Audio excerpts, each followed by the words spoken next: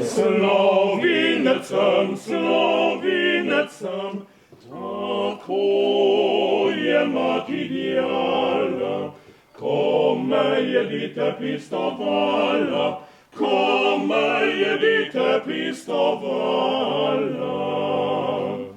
Zatorej dobro vim,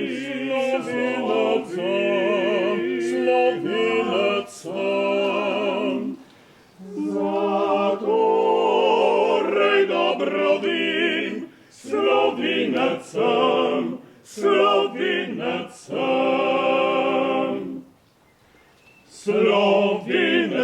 Slovinec sem, jaz ljubim očetnjavo, gorim za njeno čast in slavo, Kar čutim, to povim, slovinec sem. Kar čutim, to povim, slovinec sem.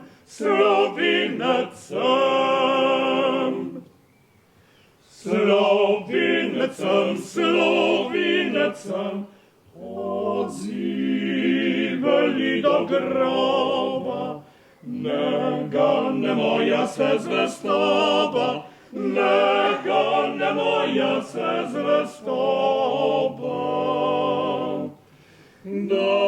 se reči smim, slovinec sem.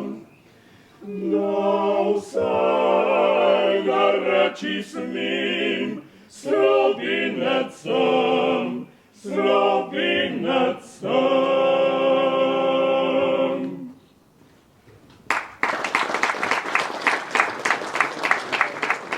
Hvala lepa za ta glasbeni uvod domačinom kvartetu Sonček, ki ga tisti, ki ste iz tega konca ali vsaj okolice zelo dobro poznate, glede na to, da pa vas je kar veliko takšnih, ki prihajate tudi od drugod, pa jih dovolite, da predstavim malce bolj podrobneje nekoliko kasneje. Kajti uvodni pozdrav namenjamo vam, spoštovane gospe, gospodje, in veseli smo, da je tukaj tudi toliko otrok, mladih, tako da dobrodošli še posebej tudi vi. Veseli nas, da ste se sploh odzvali v takšnem številu. Vse veste, rečemo predstavitev knjige, ampak to na konec koncev gre za osebne zgodbe, pa tudi, da tkemo na nek način prijateljstva, spoznanstva, predvsem pa, da spoznamo tiste, ki so pisali zgodovino in prav je, da je zapisano tudi v knjigi. Kajti veste, da želja po letenju je tisti kar univerzalni simbol, ki je zakopan zares globoko v človeški duši in dejansko je staro že, kakor je skoraj da človeštvo, in to je tista skrita sila, ki je tudi dala Da Vinciju, da je zavedno obrnil oči v nebo. Je pa v Indiji verjetno tisti, ki se dobro spoznate na ledalstvo, kar sinonim popolnosti. In to velja že tisočletja in tako je tudi še danes, kajti letenje pomeni svobodo. Tako preprosto je to. Smo pa prav veseli, da smo lahko v okolju, kamor najbolj sodi predstavitev knjige, kajti govori o slovenskih pilotih, letalcih kot takšnih, zato iskrena hvala Parku vojaške zgodovine in tudi vam, gospod Janko Boštjančič, da nas gostite, da ste dali priložnost, da smo lahko ponovno z nami. Veste, kako bi rekli, jupi, pa smo ponovno tukaj, glede na to, da je tle potekala tudi predstavitev prve knjige današnjih avtorjev, ki jih bomo tudi spoznali. Gospod Boštjančič, zato vam predajam uvodne besede in našo zahvalo, da smo lahko tukaj. Hvala lepa. Lepo pozdravljeni v imenu Parka vojaške zgodovine. Res smo veseli, da lahko ponovno, že drugič, gostimo predstavitev knjige iz zbirke zgodbe slovenskih letalcev. Namreč poslanstvo Parka vojaške zgodovine je prav v ohranjanju zgodovinskega spomina in naš nacionalni spomin, ki je vezan na našo nacionalno zgodovino, ni spomin velikih bitk, velikih vojskovodij, ampak zgodb preprostih ljudi, naših dedov, ne, starih staršev, očetov.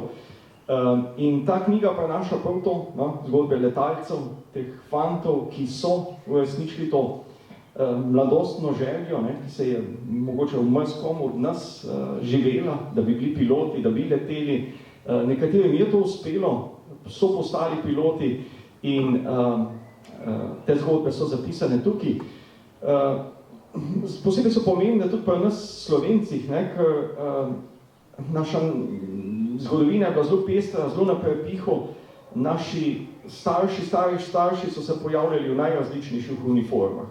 In tukaj smo pred veliko nevarnostjo, da delamo krivico, ne, in češ niso naši, niso Slovenci, ne, ampak ja, v marsikšnem bi se zarosilo oko, ne, če bi slišali sončke, ki so zapeli Slovenecem. V teh fantih je tekla slovenska kri in so naši rojaki, ne glede na to, ali so bili avstrijski, italijanski, nemški, mogoče partizanski, angleški, ameriški uniformi. Tako da ja, avtorjema knjige, iskrena zahvala, iskrene čestitke, gre za pomembno delo in res smo veseli, da lahko predstavimo tukaj v Parku vojaške zgodovine. Hvala. Ja, kajti to, kar ste omenili, veliko bi lahko šla tudi v pozabo in zelo zanimivo mi je, koliko in fotografij, pisem se je ohranilo in o tem bomo govorili torej tekom pogovora in torej spoznavali bomo zgodbe drznosti, poguma, ja, lahko rečemo predanosti poklicu in pa poslanstvu letenja, ki je bilo življenje slovenskih vojaških pa tudi civilnih letalcev, ki sestavljajo torej bogato zgodovino. Ampak gremo sedaj na samo predstavitev in dobrodošla seveda avtorja knjige, gospod Borut Podgoršek in Marko Malec. Brez vaju ne bi bilo vseh teh knjig, kajti zdaj lahko govorimo o množini, kajti pred nami je sedaj že tretja, izvolita mikrofon. Za tiste, ki ju ne poznate, torej Borut Podgoršek drugače že 20 let piše o letalstvu, pisal je za številne tiskane medije in ko se je nabralo veliko člankov, se je odločil, da bo se to strnil na portal, ki ga je poimenoval Sierra5.net in je drugače danes kar vir informacij o zgodovini, pa ne samo zgodovini, tudi sedaj, kar se dogaja v letalstvu in na to spletno stran gredo tudi novinarji tujih medijev. Drugače, na pobudo brigadirja Jožeta Konde je začel zapisovati biografije, tako da strnil vse tudi v knjige. Gospod Marko Malec pa se je že kot otrok posvetil sestavljanju plastičnih maket, ampak ga je pa potem pritegnilo prav zbiranje arhivskega gradiva in kasneje je začel tudi objavljati članke o zgodovini letalstva. Morda zanimivo, od leta 2003 že zbira predvsem gradivo o slovenskih letalcih in pa slovenski zgodovini, ki so jo ustvarjali in rezultat in zbiranje gradiva sta tudi knjigi, in sicer Stanko Blavdek in njegova letala in konstrukcijski biro pri Republiškem odboru. Res je, da bi lahko še kaj več povedala, ampak ravno tako, da naši obiskovalci dobijo pogled, če pa jo ne poznajo toliko, s čim se ukvarjata. Borut, pa bi začela z vami, najprej samo tako, da poveste, kaj je merilo, da nekdo, oziroma da ga opišete v knjigi? Ker niso čisto vsi piloti. Ja, najprej hvala. Čakajte. Najprej hvala lepa, da ste prišli v tako velikem številu. Kot je Mojca že povedala, se nekako 15 let intenzivno ukvarjam z pisanjem na področju letalstva in v tem času sem srečal kar nekaj ljudi, ki imajo bogato letalsko zgodovino. In tako so prišle, beseda je dala besedo in na koncu je, kakor je Mojca že povedala, brigadir Konda dal idejo, da bi nekako te zgodbe naših letalcev zapisali in prve 3 zgodbe so bile objavljene v reviji Obramba, nadaljnjih 19 pa v knjigi Zaljubljeno letenje. Marko, kako pa je pri vas bilo iskanje tega gradiva in kako ste se odločili, kdo konkretno bo zapisan? Glede na to, koliko jih je, ne? Ja, dober dan vsem in hvala, da ste prišli. Gradiva se je z leti nabralo veliko, težava mogoče malo manjša je to izbrati, koga predstaviti. v reviji Obramba, pa še v nekaterih drugih revijah, sem objavil že nekaj krajših prispevkov o pilotih, potem po slučajnem srečanju z Borutom, ker smo oba delala v Ljubljani in smo se na vlaku srečevala, je Borut predlagal, da bi pa midva to združila, njegove pilote, pa tiste zgodbe, ki sem jih imel jaz, in da bi nastala knjiga. Tako je nastala prva knjiga. Potem je bil pa nenavadno velik odziv na to prvo knjigo, ki je bila razprodana, potem tudi ponatis razprodan in sva rekla, bova nadaljevala. Je pa nekakšen cilj, da predstaviva predvsem starejše pilote, ne mlajše, ker mislim, da je v zgodovini slovenskih letalcev premalo bilo napisanega do sedaj in da se res zaslužijo, da so objavljeni, predstavljeni javnosti. V knjigi je koliko zgodb? V tretji knjigi je 9 zgodb. Opisan je en inženir letalstva, pa 8 pilotov. Gremo kar k predstavitvi. Lahko. Nekaterim še sije sonček, drugi ste že v senci. Boste videli na ekran? No, sicer pa vsaj slišali. Borut, prvi v bistvu, ki je zapisan v knjigi, je Pavle Kavčič. A je gospa Duja tukaj? Mislim, da je ni. Ne, to je hči, ki pa je bila na prejšnji predstavitvi in je tudi veliko omenjena v knjigi, ampak poprej si omenja torej, da niso vsi letalci, ampak tudi inženirji in on je bil inženir strojništva, ne? Mogoče zanimivo, da poveste, kako je načrtoval izgradnjo letal in kdo je bil? To je Pavel Kavčič, on je doma iz Podnanosa. On je bil en prvih inženirjev strojništva v Sloveniji, ki se je ukvarjal z letalstvom. Diplomiral je na Visoki tehnični šoli v Pragi, kjer je pol tudi dobil prve praktične izkušnje in na podlagi tega je odšel v Pariz, kjer je bil zaposlen v Citroenu. Usoda je hotela, da se je mogel vrniti v Jugoslavijo in službo je najdel v tovarni Ikarus v Beogradu, kjer je postal tehnični vodja proizvodnje. Meni je bolj kot to zanimivo res zgodbe, ki so opisane, kajti imel je zelo zanimivo, pestro moško življenje. In glede na to, s kakšnimi ljudmi se je družil, on je bil namreč prijatelj Vladimirja Bartola, ki je napisal Alamuda, pa družil se je z Josipom Vidmarjem, ki je bil gledališki kritik, dramaturg. Zanimivo, kako visoki družbi je bil in kje vse v tistih časih. Ja, Vladimir Bartol je bil njegov prijatelj, spoznala sta se v Parizu, kjer sta oba dva delala. Alamut je bil pa posledica druženja z arabskimi študenti, ki jih je Vladimir spoznal v Parizu in je pač poslušal njihove zgodbe in na podlagi tega je nastal roman Alamut.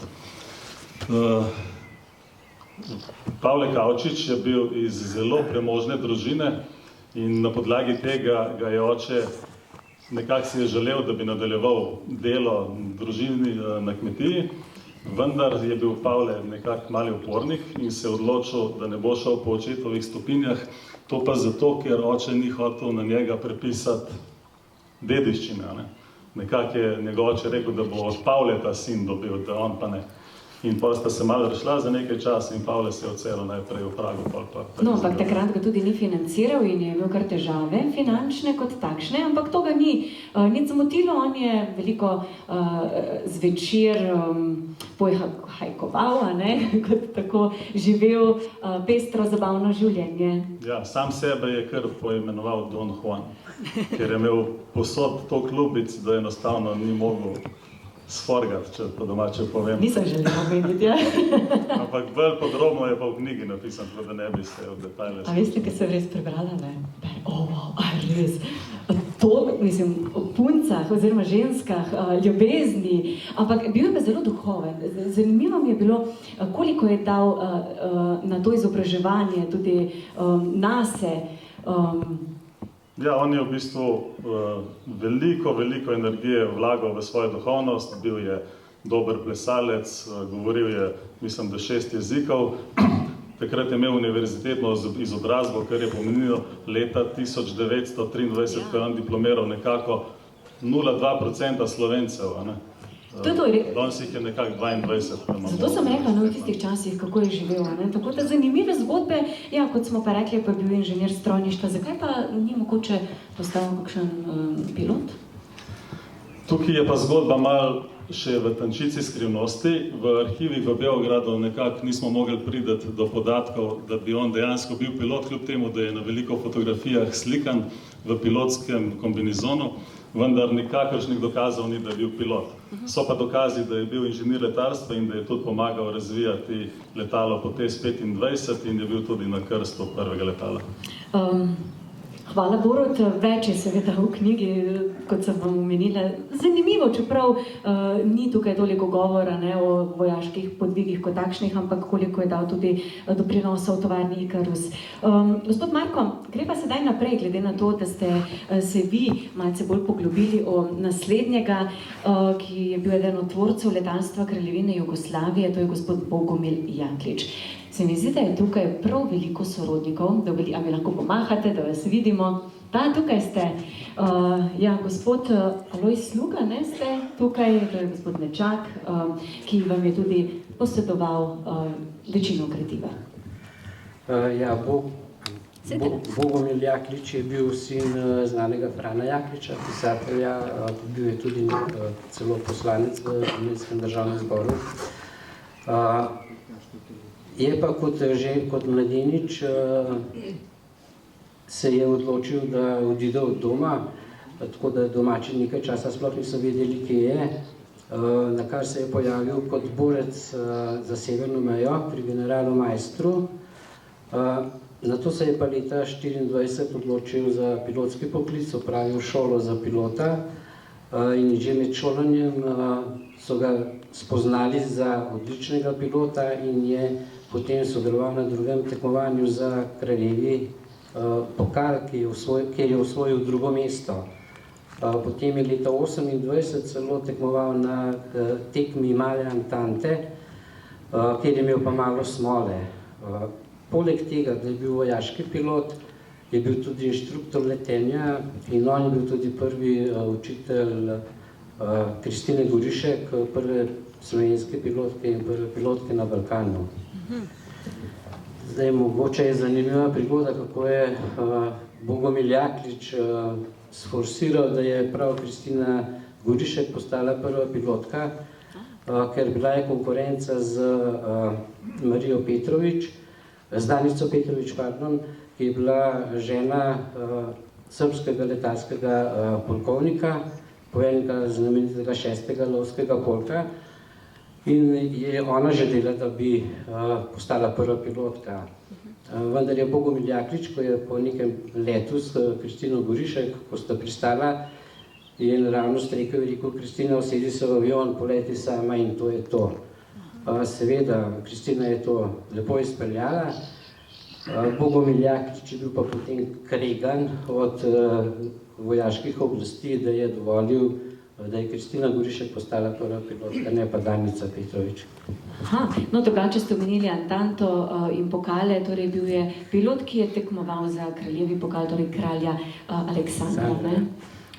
Ampak zgodila pa se je potem ena nesreča, ne? Kaj je bilo s to nesrečo? Ja, leta 1534 je na letalskem mitingu sodeloval v akrobatskem nastopu, vendar je nek prodajalec sladoleda postavil svojo stojnico na letalsko stezo in ko je Bogomil Jaklič izvajal akrobacije, se je zaletel v to stojnico, letalo se je razbilo, nekaj ljudi je celo umrlo in kaznovan je bil pa v bistvu Bogomil Jaklič in je potem zapustil vojaško letalstvo in začel se ukvarjati predvsem s civilnim letalstvom in šolanjem pilotov. A je to bilo to, ko so mu potem nepravično odvzeli licenco, torej zaradi tega? Ja, to je bilo. Ampak je pa vendarle potem vseeno šel, se mi zdi, da v Zlatibor kot inštruktora, ne? Ja, Bogomila Jakliča so potem povabili na Zlatibor, kjer je bil jadralni center, tako kot tukaj na Blokah, v Srbiji je bil pa na Zlatiborju in je tam šolal pilote. Potem je bil pa tudi preizkusni pilot pri tovarni Rogožarski, kjer je preizkušal razne letala.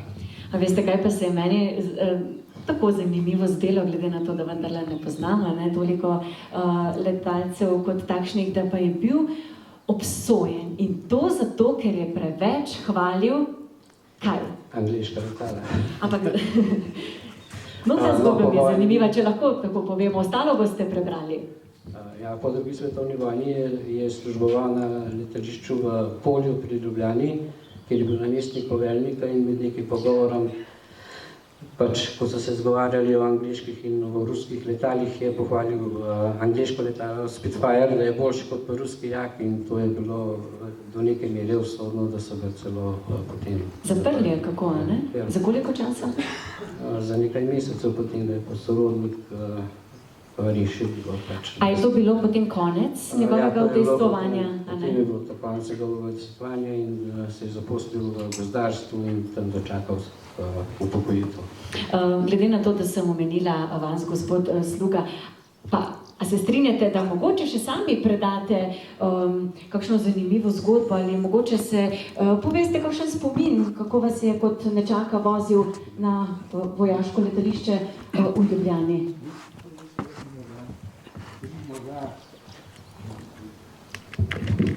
Morda bi predal to zahvalico moji sestri, ki je nekaj starejših, nekaj več doživela. Jaz bi samo zapomnil nekaj, kar se me zdi zanimivo.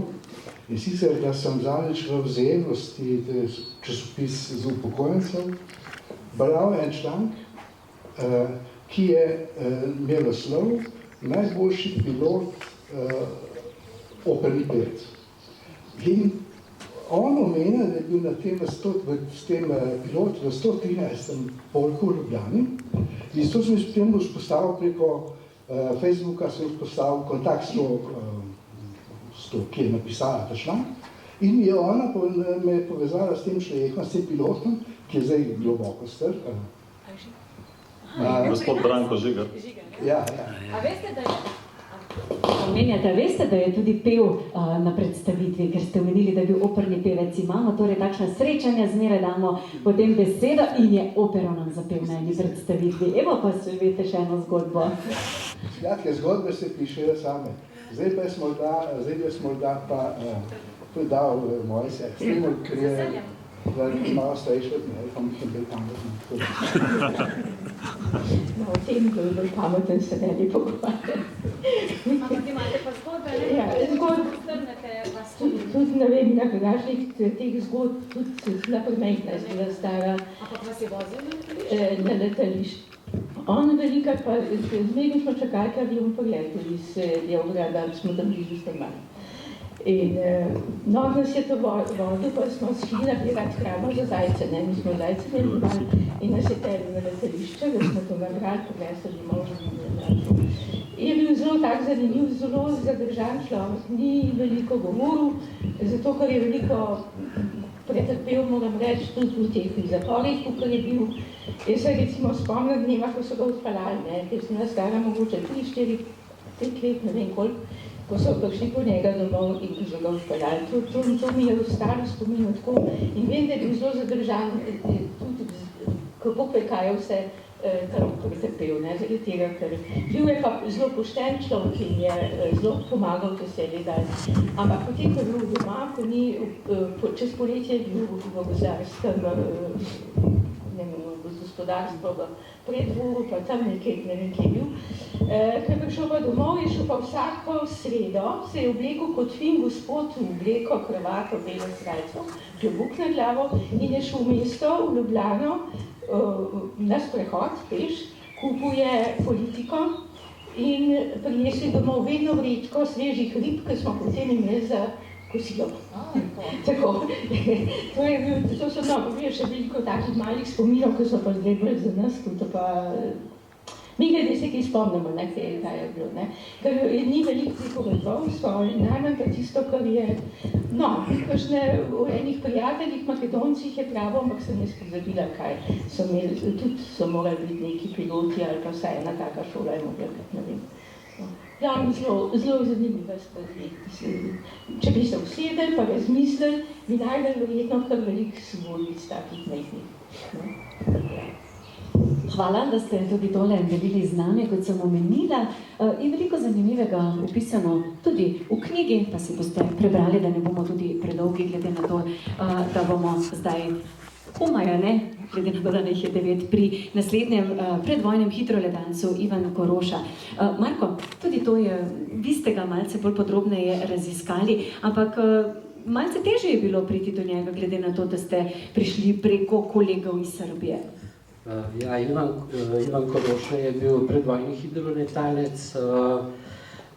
Ko je prišlo do napada na Jugoslavijo, je že istega dne, to se pravi 6. aprila popoldan opravil 2 bojna leta.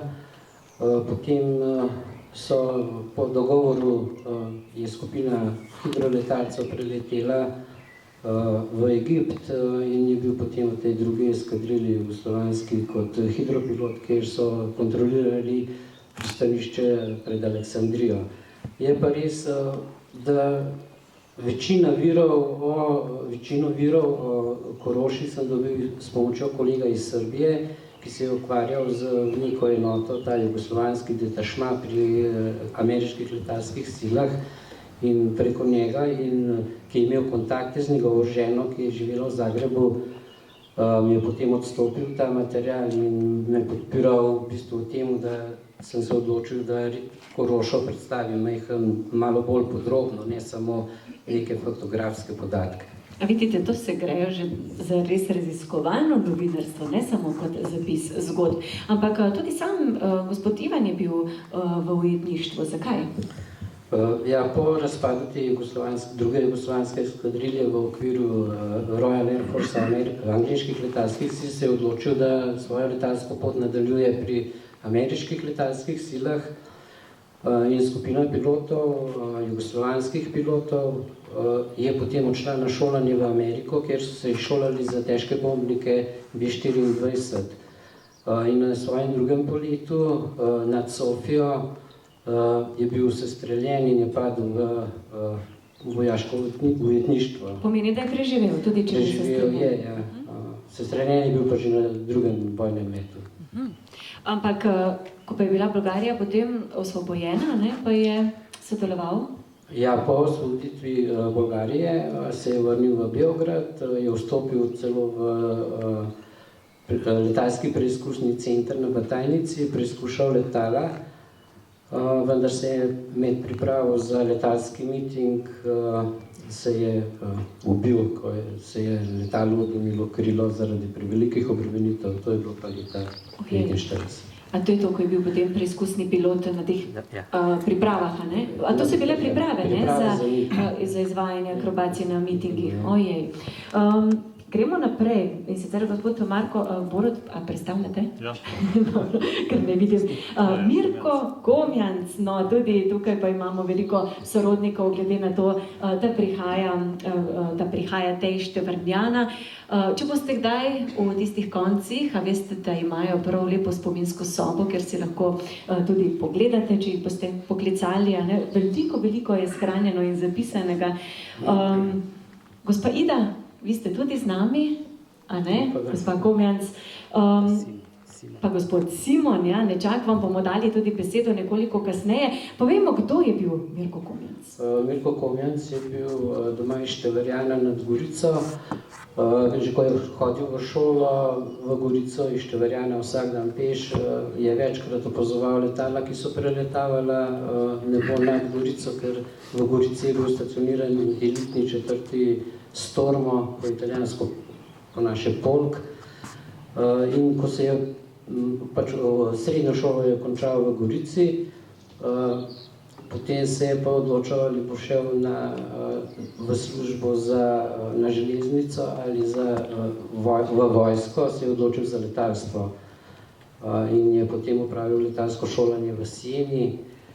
No, bil je lovski pilot, ne? Ja, postal je lovski pilot, ja. Ampak ta zgodba iz knjige mi je meni pač zanimiva, da so ga poslali v Eritrejo. Ja, ob vstopu Italije v drugo svetovno vojno je bil Mirko Komjanc poslan v Etiopijo in v Eritrejo in se je tam bojeval tudi med znano bitko za Keren. Uradno je sestrelil 2 angleški letali, sicer posadke so bile južnoafriške, ampak ni bilo bistveno. No, zanimivo pa je, da je po sestrelitvi enega od angleških letalcev, ki je preživel sestrelitev, ga je obiskal v bolnici, mu prinesel tudi sadje, se z njim pogovarjal. Žal je pa potem ta angleški pilot že čez nekaj dni pa izvedel, da se je pa Mirko Komjanc med vzletom zaletel v drog na letališču in žal umrl. To je bilo 3 dni, ne, po tistem, ko ga je obiskal in ta Anglež se mu je potem, sem prebrala, celo zahvalil v časopisu, ne, da čeprav torej mu je povzročil toliko gorjate, se mu je prišel zahvaliti. Prej sem omenila, da je meni zanimivo, koliko se je vse to ohranilo, ne, glede na to, da zdaj si pošiljamo SMS-e pa maile, ne vem, če bo toliko ostalo za naše zanamce. Tukaj pa je kar preko 100 pisem, ki jih je pisal domov ohranjenih. Ja, družina Komjanc v Števarjanu hrani več kot 100 pisem, ki jih je pisal Mirko domačim, kjer jim je pisal, da naj ne skrbijo za njega, da se ima v redu, da je dobro, pač jih je tolažil predvsem starše. Ne. So pa organizirali, pripravili pa tudi lepo spominsko sobo za vse, kot sem omenila, ne? Tako za Mirka, kot za njegove brate in sestre. No, sestra je celo dočakala marca 101 leto in v bistvu je napisala eno pismo. Gospa Ida, bi mogoče vi prebrali kakšen pozdrav nam namenja, kaj pravite, ali sem vas spravila v nelagoden položaj? Lahko tudi jaz preberem, kakor želite. Imam jaz?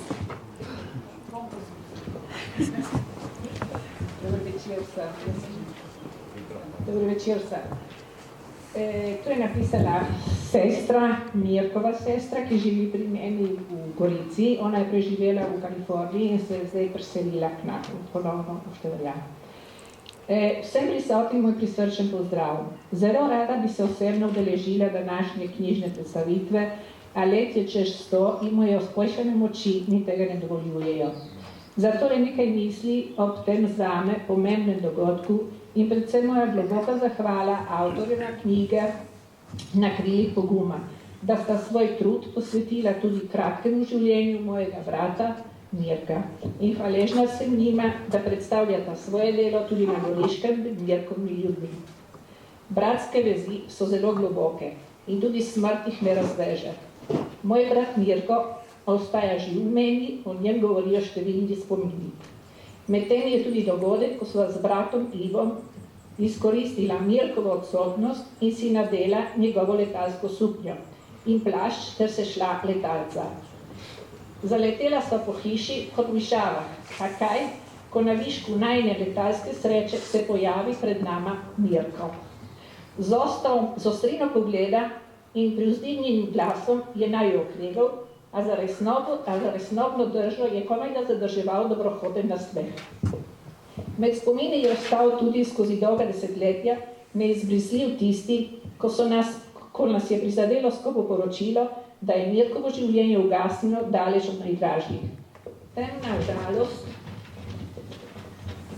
je legla v naša srca, obnemeli od bolečine smo si predstavljali njegov konec in se prepričevali, da ga ne bomo nikoli več videli in tudi ne bomo mogli na njegov grob, neznano nekje v tujini.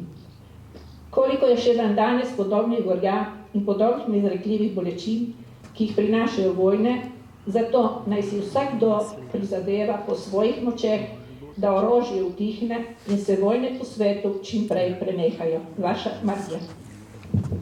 Hvala lepa, tudi vam, gospod Ida, gospod Mariji, prenašamo pozdrave. Gospod Simon, glede na to, da ste pa tudi vi z nami, gospod Simon Nečak, ki nas je prijazno gostil tudi v Gorici, ker smo imeli predstavitev.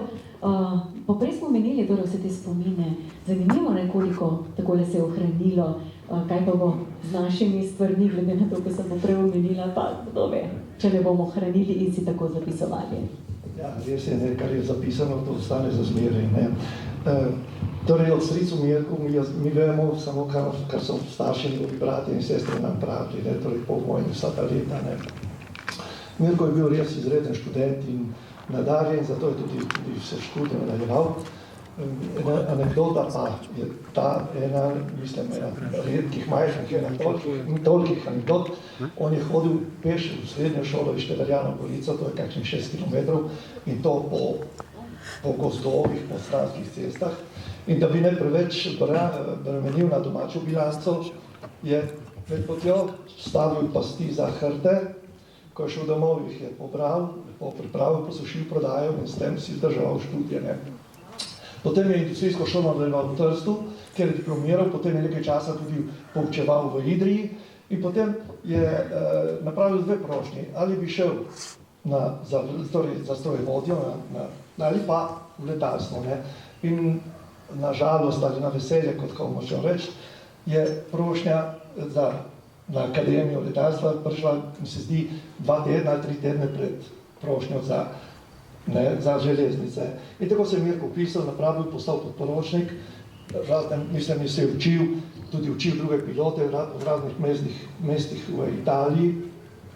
In potem je bil kot italijanski državljan poklican v italijansko vojno in potem so ga premestili v Eritrejo in tam v knjigi piše natančno vse, kar je on tam doživel, kar je, mislim, vse naredil in kar je bilo. In to sta naša 2, torej Marko in Borut, to vse podrobno preiskala in napisala. In je v knjigi zelo, zelo lepo napisano. Kar je pa mogoče, če bi se mi pred 30-40 leti zanimali kaj več, morda bi lahko tudi njegove ostanke pripeljali domov v Števerjan, ampak so pa njegove ostanke postavili vse, so jih peljali v Addis Abebo in kjer je vojaško, mislim, letališče italijansko in tam so vsi, ki so bili v Afriki, so tam bojevali, ki so tam umrli, so tam pokopani. Hvala tudi za te zanimive zgodbe. Še enkrat hvala Borutu in Marku, da sta vse to napisala in upam, da se še kdaj vidimo.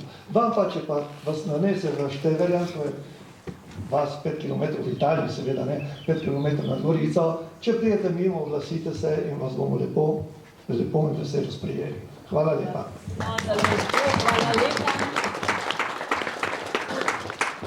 Mi pa si bomo privoščili tudi krajši glasbeni predan, že maham našim glasbenim gostom, torej kvartetu Sonček, ki je tukaj v Pivški dolini in sploh širše v okolici zelo dobro poznan. Medtem, ko hodite, lahko še kaj več povem, kar pridite. No, letošnje leto je za vas jubilejno, kajti prvič ste zapeli na Belo nedeljo leta 92 in povod za začetek delovanja je bilo navdušenje nad glasbo Rudija Bardorferja in vokalnega kvarteta Zvonček. Drugače kvartet v svoj repertoar, kot ste lahko že slišali, uvršča slovenske narodne, tudi umetne pesmi in sodeluje s priznanimi slovenskimi ustvarjalci in številnimi odličnimi zasedbami. Pa ste bili tudi predstavnici v Argentini, pa domujete oziroma nastopate v zamestih, pa v evropskih državah ste bili že tudi kar veliko po svetu. Veseli bomo vaše naslednje skladbe. Domovina, mili kraj, kjer visoke so gori, kjer zelene so planine, mile trate in doline, cerkve mile, kjer stoji.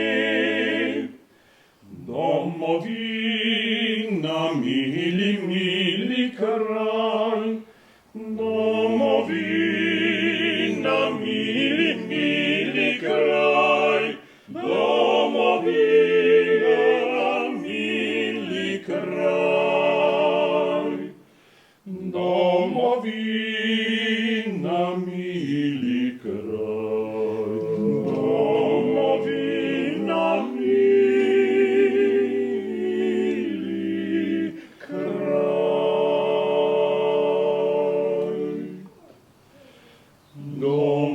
domovina, mili kraj, kjer sem ležal v zibelki.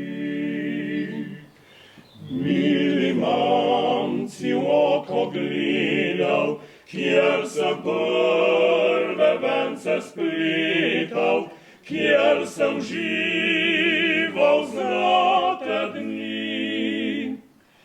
Domovina, mili, mili kraj, domovina, mili, mili kraj, domovina, mili kraj, domovina, mili kraj, domovina, mili kraj.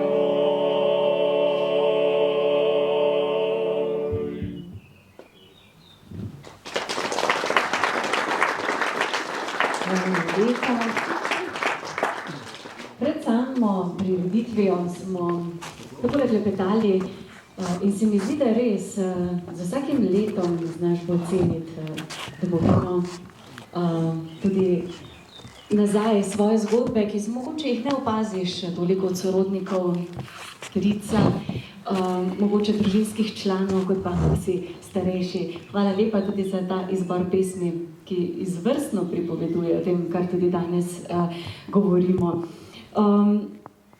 Gremo naprej, kar se tiče samih predstavitev knjigi in smo pri gospodu Milanu Polaku, ki je gojenec Pomorske vojne akademije v Dubrovniku, bombni pilot v Jugoslaviji, ampak kaj več boste vi povedali, gospod Marko.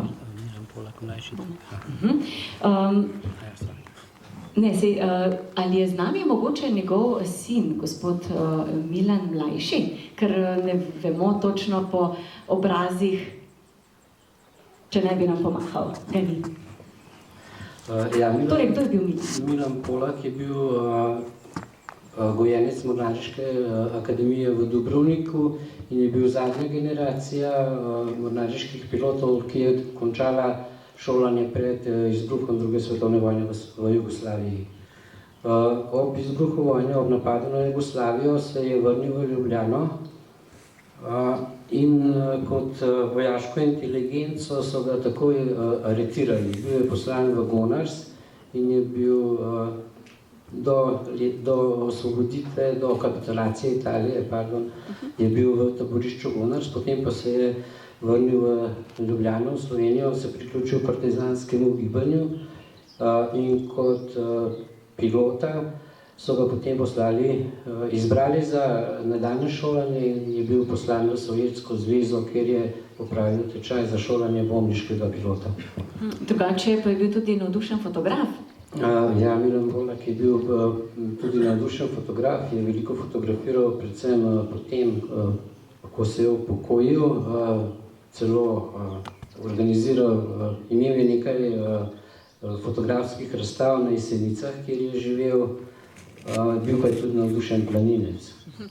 Meni pa se je zdela zanimiva zgodba o tem, kako je preizkušal angleško letalo, in tole poslušajte, kaj se je zgodilo. Ja, Milan Polak je služboval v Zadru, njegova letalska enota je bila opremljena z Moskiti, z angleškimi letali The Havilland Mosquito, torpedna verzija, ker je bilo pa takrat že rahlo zastarelo, so se odločili, da bi zamenjali to letalo z nekim novim tipom in Angleži so predlagali, da preizkusijo njihovo torpedno letalo Simeo, vendar Milan Polak je bil izbran za testnega pilota in je opravil samo en let in je rekel, da s takim letalom on ne bo nikoli več letel. Torej, dal negativno mnenje, ne? Ja, povsem negativno mnenje in tudi že na sam pogled letalo ni prav lepo, tudi piloti pa pravijo, če letalo ni lepo, tudi ne leti lepo. Zanimivo je pa mogoče še to, da ob vrnitvi te angleške posadke v Anglijo se je letalo zrušilo in posadka je pa žal umrla. Ja. Potem je Milan Polak je letel tudi na Šturmoviku. Zanimivo pa je mogoče tudi to, da je njegov zadnji bojni let malce nenavadno bil opravljen 24. maja 1945, ko so še napadli ostanke ustaških enot na Hrvaškem. Hvala lepa. Gremo naprej, Borut, zdaj k vašemu delu, kajti raziskali ste tudi samouka gospoda Helja Godniča. Se mi zdi, da je z nami tudi gospod Vojko. Pozdravljeni. Vas poznajmo, vašega očeta.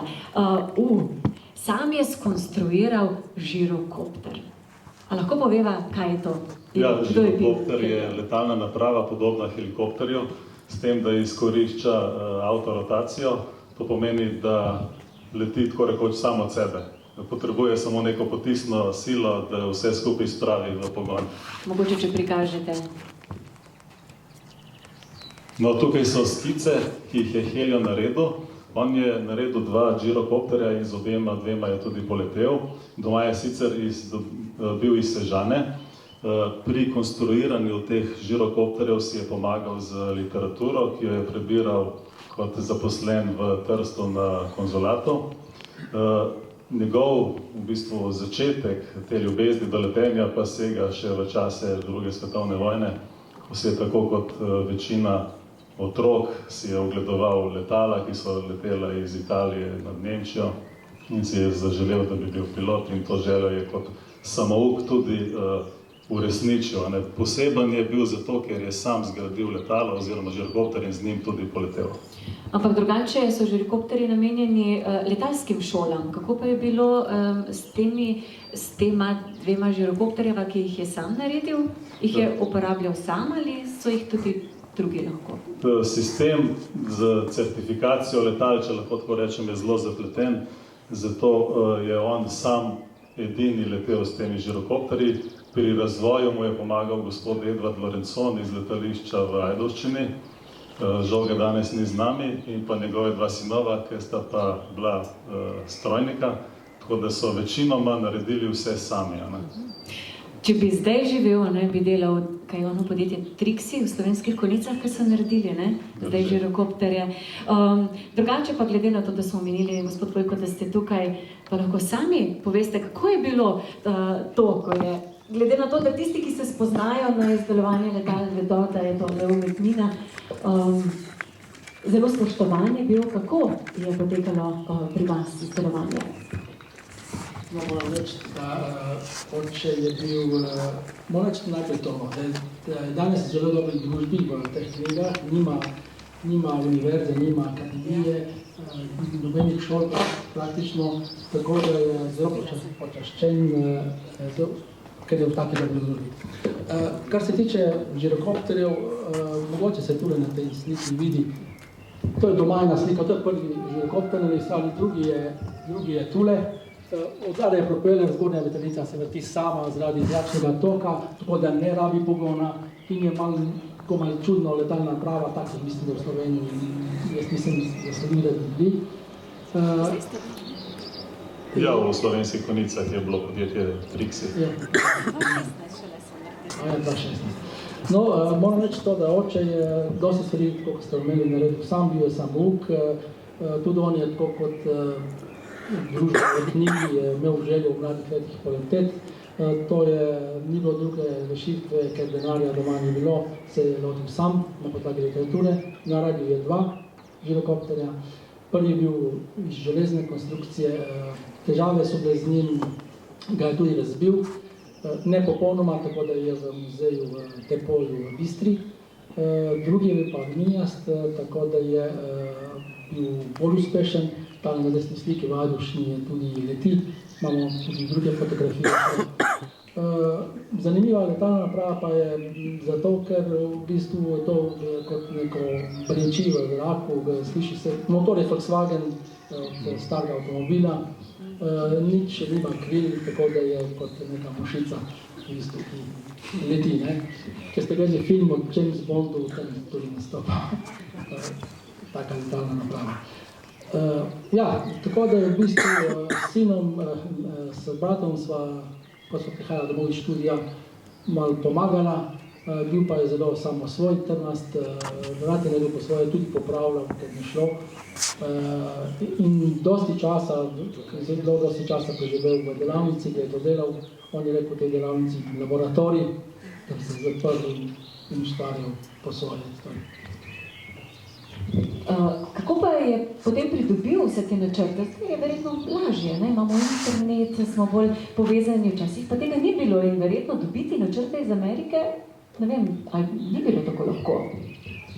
Načrte iz Amerike ni bilo lahko dobiti, nimamo načrtov, dobili smo prospekt v bistvu od firme Benson, ki so to izdelovali, so bolj preprosti kot tale, ki ga je naredil on je hotel vzmetenje in vse, ta Bensonov pa je v bistvu iz 3 vertikalne, horizontalne zakoleca, palice in vzdolžne palice, ki je trup, tako da načrtov ni bilo.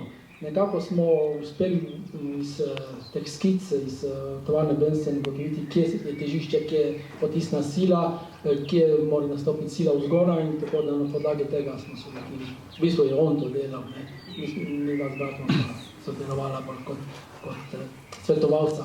Moram pa reči to, da potisne propelerje smo izdelali vse doma, jeseni so bili, izdelali so tudi druga letala za motorne zmaje in za manjša lažja letala. Skupaj je bilo kar 24, tako da je tole delal tudi za italijanski trg, kot čez mejo propelerje, tako da je tole malo še zaslužil za kupiti kakšen aluminij pa kaj podobne. Zdaj kupiti aluminij pa kovine je pa tudi umetnost oziroma se kar čaka. Hvala lepa za to predstavitev. Gospod Marko, gremo naprej, da ne bomo predolgi. Max Arbeiter je tudi naslednji, ki je omenjen, jadralni pilot, postal je učitelj, bil je tudi upravnik letalske šole. Ampak kje? Max Arbeiter je bil upravnik letalske šole v Vršcu. V bistvu je tam v Vršcu začel svojo letalsko pot, ker je bil premlad, da bi lahko se začel šolati za vojaškega pilota.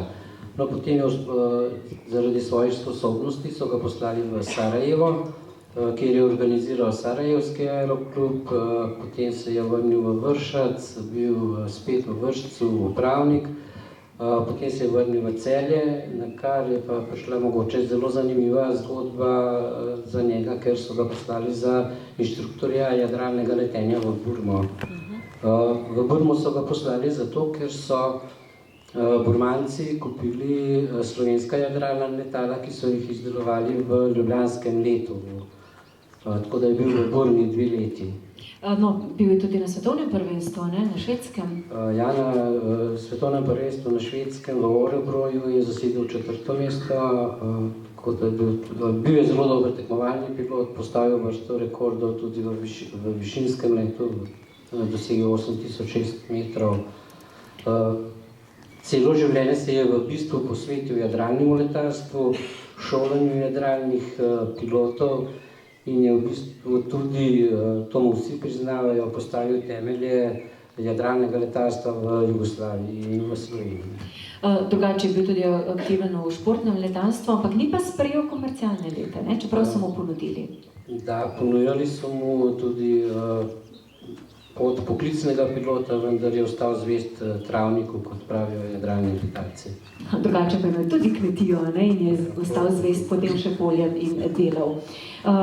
Glede na to, da nimamo, se mi zdi vsaj, nikogar, ne, z družine, gremo naprej. In sicer Borut Slavko Mašera, vojaški pilot je bil v Jugoslaviji.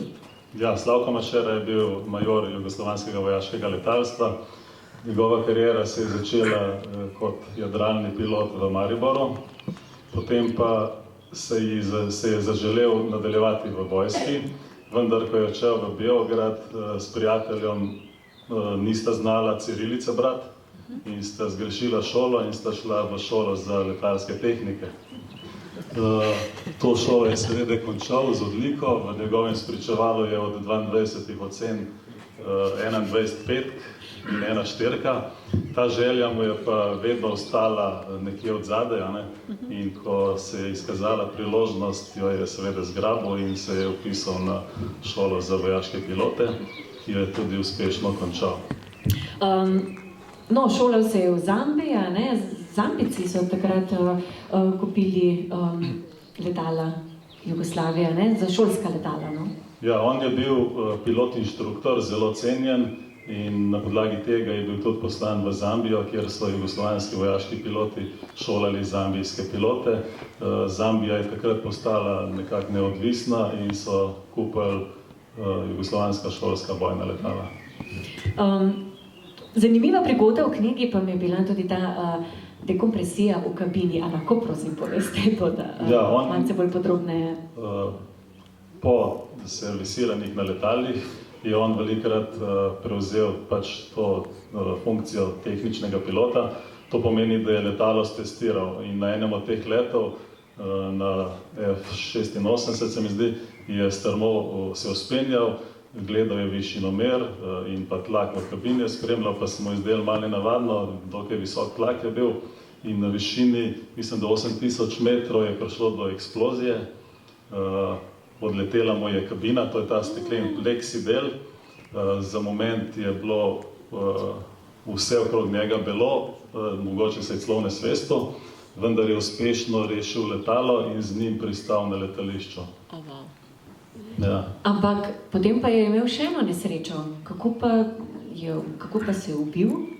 Ja, to je pa pač tragični del njegove zgodbe.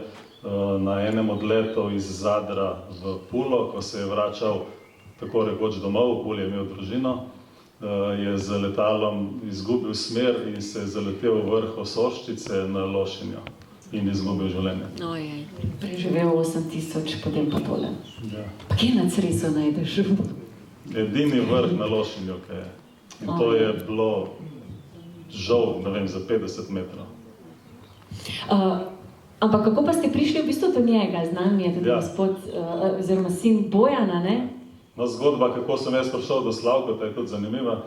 V prvi knjigi, ko sva zbirala z Markotom, ki jo bova tiskala, sva izbrala tiskarno Bori in komercialist, ki je bil zadolžen zame, je bil Matej oziroma je Matej Mašera in ko je videl knjigo, je rekel, moj ded bil tudi pilot. In meni so se seveda ušesa obrnila, kaj pa delo, ki je pa bil in tako me je povezal z očetom oziroma sinom od Slavka z Bojanom. Sva se mislim, da kar dobro ujela in nastala je ta čudovita zgodba. No. Tako da mogoče bi Bojan prišel. Tudi bomo dali besedo. Pa še res imate radio, ne? Tukaj je tale zgodba za družino Mašero pobliže. Gospod Bojan, kako pa ste vi tole doživljali? Še jaz. Smo vam ukratili spomine?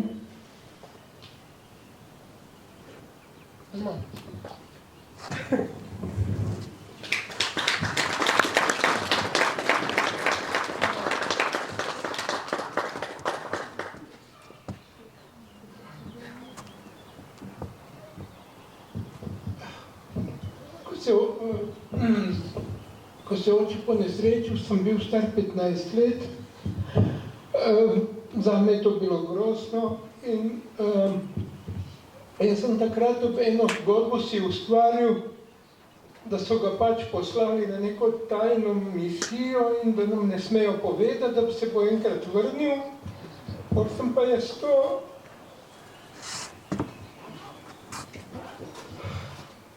od hudega sem ga nekam potisnil in se nikoli nisem mogel o njem pogovarjati. Če je kdo o njem govoril, sem poslušal, tako da ogromno stvari, ki bi jih lahko zvedel od njegovih sester, 2 sestri imel in 2 brata, nisem nič, ker nisem nikoli mogel spraševati od njem.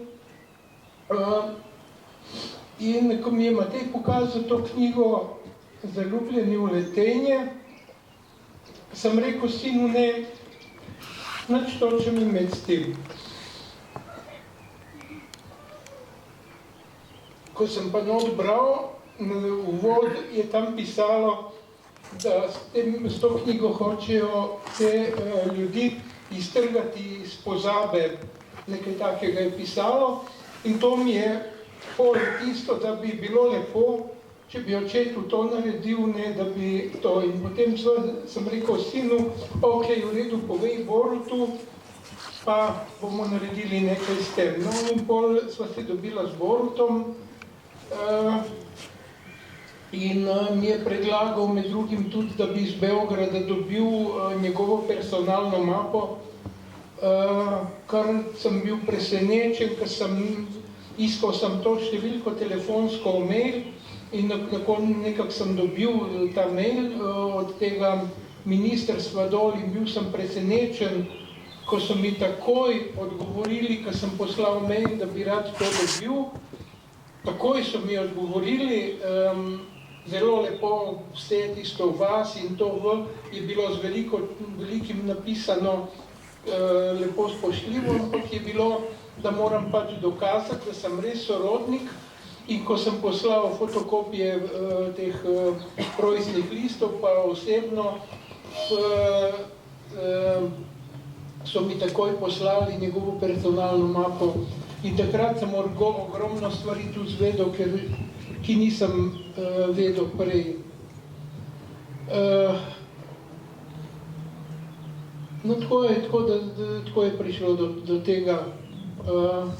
Zdaj lahko očetu v tej knjigi piše o njem, njegovo to bolj tisti začetki njegovi, on je bil 14 leti je delal za partizane, s 15 leti je šel v partizane, je bil v Bračičevi brigadi,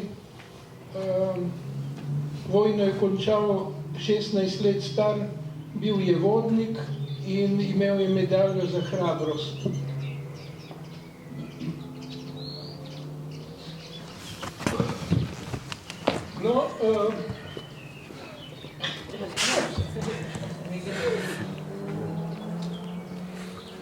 In to njegovo življenje in pilotsko, ni pa veliko o njem kot človeku. Jaz se ga pa spomnim, recimo on pa mama, v knjigi piše, ker v pismih je pisal na začetku, recimo Draga Gina, ne, in je Borut napisal, ne, da jo je klical Gina. Ja, takrat jo je res, ampak koliko se jaz spomnim pol v življenju, vedno je mamo klical Mila. Grozno sta se razumela, nikoli se ne spomnim, da bi glas dvignil.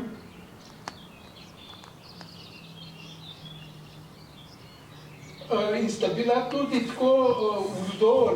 To vem, ko sem poslušal druge vzor, vsem tem pilotom enega takega zakona, ki se ne kregata, ki nimata nobenih problemov. Potem pa on je, recimo, Mašera, prej, ko sem poslušal to pesem Slovenec sam pa domovina, recimo Mašera, to je ena vas, na Mata Juliju, na italijanski strani je vas Mašera, od tam vsi oni izhajajo. Iz časopisa sem prebral, v enem časopisu sem prebral leta 1921, so v Kobaridu poslopje družine Mašera zažgali, ker so v njej obujali spominje na pesnika Simona Gregorčiča. To je pa zanimivo, ker je leta 1921 bila 600. Obletnica, 600 let Danteve smrti, ki je umrl 1421, rojen 1265. Na obletnico Danteja so požgali poslopje, ki so drugega pesnika spomin. In ta družina, te Mašere so se so bili tudi v Tigru, na seznamu je nekaj Mašer, in te Mašere so pa to, recimo oče, to Slovenec, imam doma spričevalo njegovo iz gimnazije, iz Maribora, učili so se nemščine, slovenščine ni bilo, je bilo prepovedano. In ena taka družina, ki je bežala pred fašizmom, njim bilo najboljše, tako da je cela družina že zaradi tega sodelovala proti Nemcem, s partizani. Ne vem, kaj bi še povedal, najbrž je dovolj. Ste toliko čustev izlili, da ob takšnih zgodbah privrejo tudi, ne bomo ravno rekli, sami ste bili potlačene čustva, mladi ste bili, pa vendar živi z nami naprej v knjigi. Seveda? Nekaj, kar ni šlo v knjigo, upam, da ne bojo zameril, nekaj pristežem. To je celo 15-letnemu otroku ureže v spomin. Jaz ne vem, ne morem trditi, jaz lahko, to sem Borutu tudi povedal, jaz ne morem to nekaj, mislim, to je bedasto, da bi jaz nekaj trdil, ko oče nikoli ni o partizanstvu, nikoli nobenega sovraštva. Mene ni zanimalo niti partizanstvo, niti vse te stvari, zato ko sem itak to vse potisnil nekam. No, ampak to se mi je urezalo fajn v spomin, ko smo bili v Lukovici pri Domžalah gor na pogrebu, ko sem šel njim sobe, v kateri so bili te visoki oficirji, je eden od teh oficirjev rekel, to prisežem vam na vse, kar imam, tudi družinsko in naprej. Je eden od teh visokih oficirjev rekel, Slavko je bil najboljši pilot Jugoslavije, mogoče je, zdaj ne vem, je to ta isti človek, ta isti oficir ali je drug to povedal, ja, mogoče je bil edino od njega boljši vodopija, kar je pa zanimivo dva Slovenca, ne? No, mogoče je edino od njega bil boljši vodopija, ampak je Slavko letalo vsak vijak poznal, nekaj je bil še aviomehanik. Toliko. Pa glede te nesreče na Cresu, ne, moj prijatelj iz otroštva, njegov oče je bil general pol.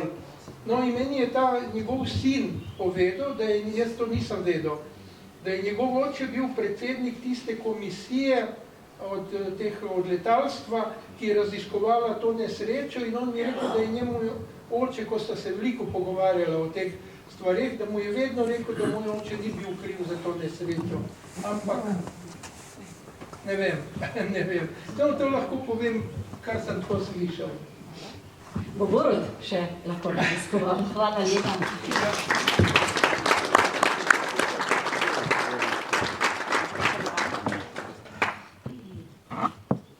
Težke zgodbe, ki pustijo pečat v srcu. Ampak Borut zadnji, ki pa je opisan v knjigi, pa v bistvu še živi, če se tako izrazim. Kaj je potem merilo, da nekdo pristane v knjigi, glede na to, da imamo zdaj pilote, ki jih ni več med nami? Drugo merilo je pa, da je gospod oziroma gospa starejša od 80 let. V redu. Torej, naš naslednji, gospod Marjan Bizjan, ni z nami, imel eno operacijo in okreva. Kdo je bil? Marjan Bizjan se je rodil v Polhem Gradcu, od tam je šel na študij v Ljubljano, kjer je živel blizu letališča v Mostah. Tam se je zastrupil z letenjem in je začel najprej kot jadralni pilot, potem kot športni pilot in pa vse naprej do kapitana, inštruktorja v Adria Airways. Pomeni, da je dosegel vse nazive, kar je mogoče. V civilnem letalstvu je dosegel tako rekoč vse, kar se je v Adriji dalo doseči. No, tudi tukaj, ker grem zmeraj k zgodbam, ki so mi pa zanimive, bi mogoče omenili eno in sicer to odpravo. Če poveste, kaj je bilo, kaj je bil v Ameriki, potoval tudi na Cookove otoke, pa Malezijo, kaj se je tam zgodilo? Ja, Adria je v svojih najboljših časih, tako rekoč kot po tekočem traku kupovala nova potniška letala in na enem od teh prevzemov je bil kot vodja pilotov tudi Marjan Bizjan. Douglas je takrat želel pospešiti prodajo svojih letal na azijsko-pacifiškem trgu in so zaprosili Adria Airways, da bi jim posodili eno letalo za 14 dni. Tako je Marjan Bizjan odšel na to 40.000 km dolgo pot po Pacifiku. In kaj se je zgodilo?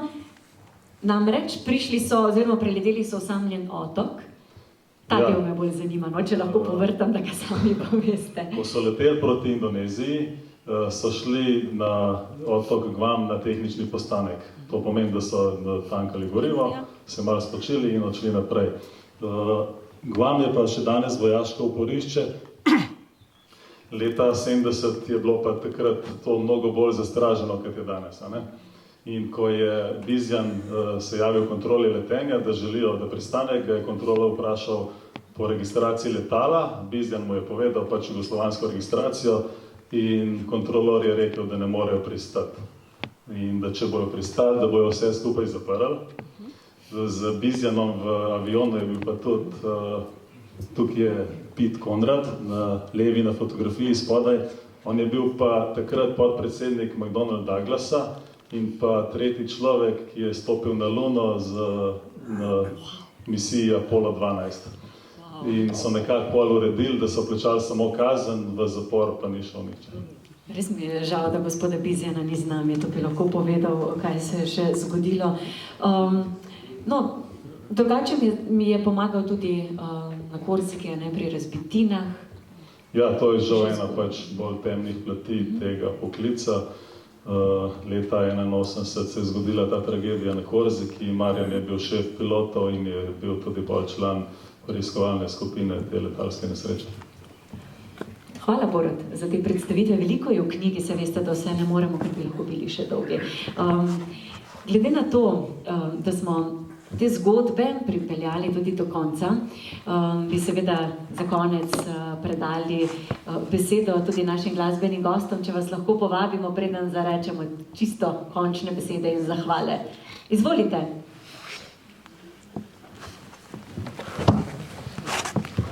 Kar ostanite gor. Naslednja, ki ste jo izbrali, pa je? Letalska.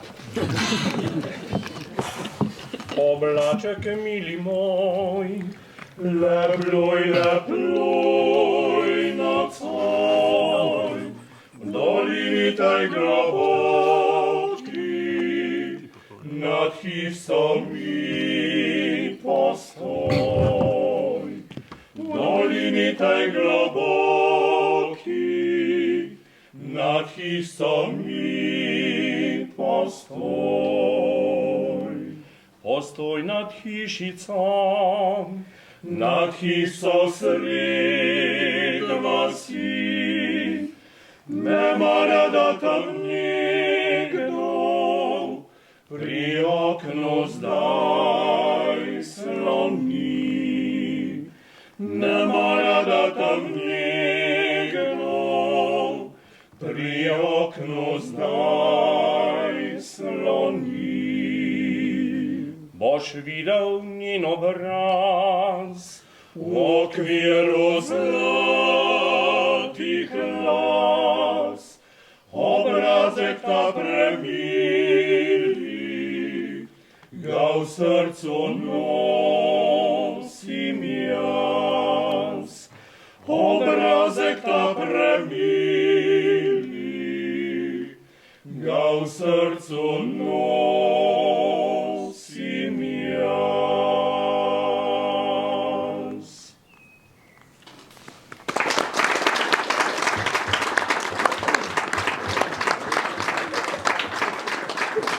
Iskrena hvala, Kvartetu Sonček, in hvala tudi pokroviteljem. Prav je, da jih ob tej priložnosti omenimo. Adria Tehnika, Kolektor, Janez Led, OneTron, Luxtela, Futura Kanal, Elektro Pirnat, Usnjarstvo Bouhar, Aerovizija, Aero 4M, X and Now, Letalska zveza Slovenije in seveda tudi Muzej vojaške zgodovine, ker smo lahko tudi tukaj, ampak Borut, ob tej priložnosti pa se lahko gospodu Janku zahvalite in mu podarite nekaj. Ja, Janko, jaz bi te lepo povabil na oder. No.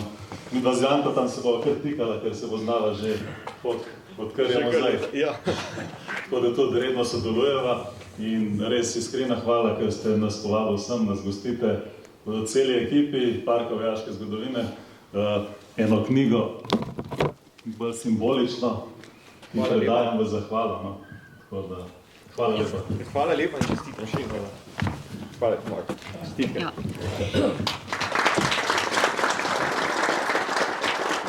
Za konec, ko sem takole brskala, sem našla eno zanimivo novodobno raziskavo British Bank, ki ugotavlja, da obstajajo sicer še drugi zoprni ljudje, kot jih lahko imamo na letalu za soseda, pa vendar zna biti, da se celo zaljubimo vanj. Eden od 50 potnikov namreč sreča na letu, ljubezen svojega življenja. Zgodba se tudi v prvem opisu, tako da imate priložnost prebrati. Hvala lepa za vašo priložnost, upam, da nismo bili predolgi, ampak vidite, koliko zanimivih je zgodb in kar težko strnemo v še krajši čas. Želimo vam prijeten preostanek popoldneva, večera, pa seveda takole vabljeni, da se zdaj še malce podružimo, kakšno še rečemo. Srečno!